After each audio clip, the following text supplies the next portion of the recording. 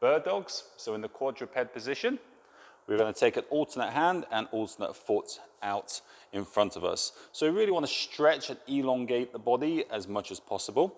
So we're going to take our right hand and our left foot is going to come back, and we want to form a nice straight line. Squeezing the glute on that back leg, really forcefully pushing towards the front of you and pushing towards the back of you. Try not to let your hips come up like so. You want to keep your hips relatively level to the floor. So here we go. Nice and straight through the body. Hold for 3 seconds. 3, 2, 1. Slowly come down. Readjust and then over to the side. Squeezing that glute on the back leg, really pushing forward.